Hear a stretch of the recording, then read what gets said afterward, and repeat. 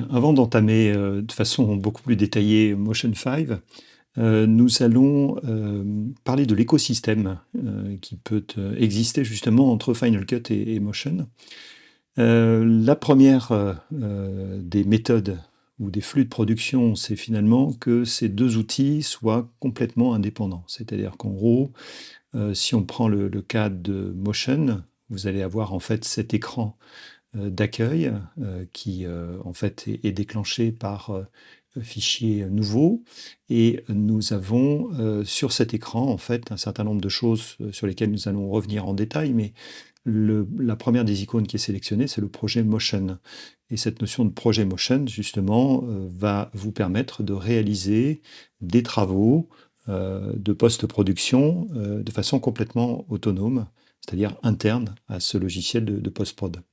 De la même façon, quand on va être sur Final Cut, eh bien, nous allons avoir également cette possibilité de travailler complètement en autonomie, puisqu'il y a une dotation par défaut qui a été faite par Apple au niveau des générateurs, au niveau des titres, au niveau des effets, au niveau des transitions. Voilà, donc sur ce principe, eh bien, vous allez avoir justement ces deux softs complètement autonomes. Donc, vous bossez sur l'un, sur l'autre, vous fabriquez ce que vous avez à fabriquer, vous montez ce que vous avez à monter, et puis ensuite, eh bien, l'un et l'autre vont avoir cette notion de partage, et vous allez pouvoir justement eh bien, exporter vos données à partir du moment où je vais sélectionner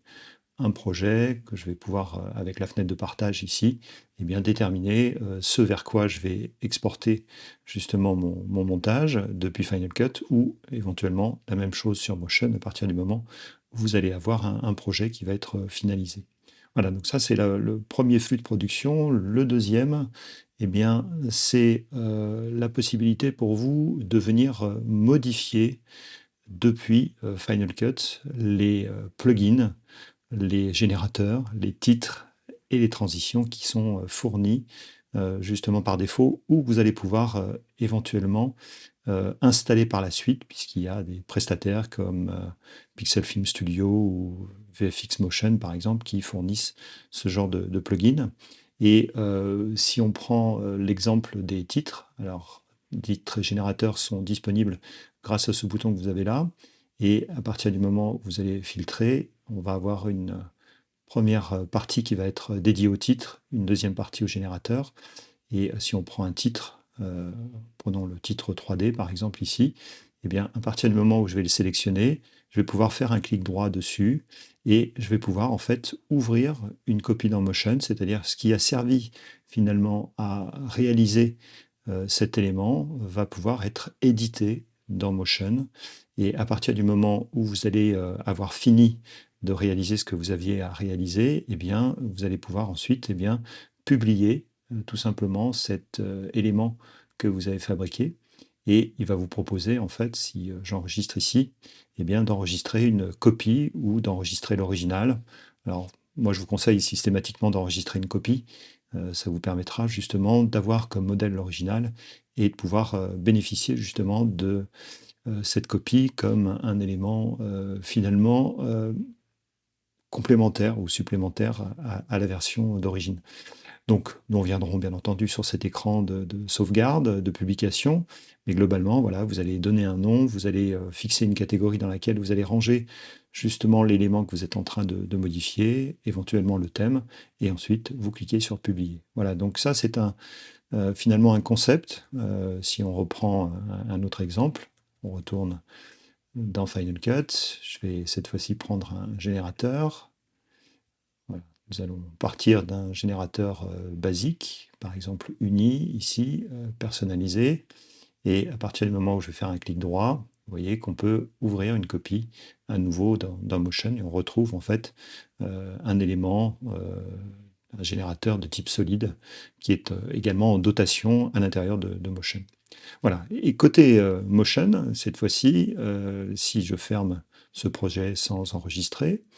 eh bien, du côté de Motion, on aura exactement la même chose, c'est-à-dire que si je fais ici fichier nouveau ou commande N, je vais avoir cet écran qui va se présenter devant moi, Et donc, le premier écho, on en parlait au début, c'est de créer un projet complètement autonome, à partir duquel, justement, vous allez pouvoir travailler essentiellement dans Motion et pas vouloir échanger globalement avec Final Cut. Sinon, ben, vous allez pouvoir également produire des effets, des générateurs, des transitions ou des titres à partir du moment où vous allez changer ces icônes et en tout cas sélectionner ces icônes et ensuite déterminer la taille de votre effet, si on parle d'effet ici, la fréquence d'image et la durée également de votre projet. Voilà, donc ça c'est finalement l'environnement dans lequel vous allez pouvoir bosser et qui va vous permettre justement de, eh bien de parcourir ces différents scénarios. Alors un dernier point, vous pouvez aussi trouver en bas de cette boîte de dialogue Motion, importer comme projet. Alors qu'est-ce que ça signifie? Ça signifie tout simplement que là,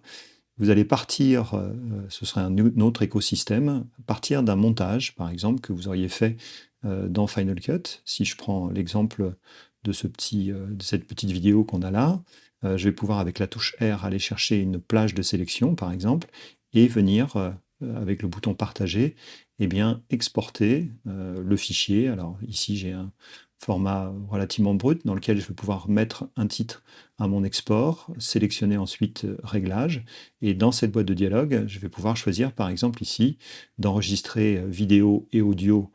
ou vidéo seule, par exemple, s'il s'agit simplement de faire un export, un cut rapide que l'on a fait, avec application d'effet, par exemple, si vous aviez besoin. Et ensuite, eh bien, nous allons avoir la possibilité de choisir un export avec une compression minimum, comme ce qu'offre le ProRes 422, mais on a des ProRes qui sont de meilleure qualité également au-dessus. Et à partir du moment où vous allez exporter, eh bien, vous allez pouvoir eh bien, commencer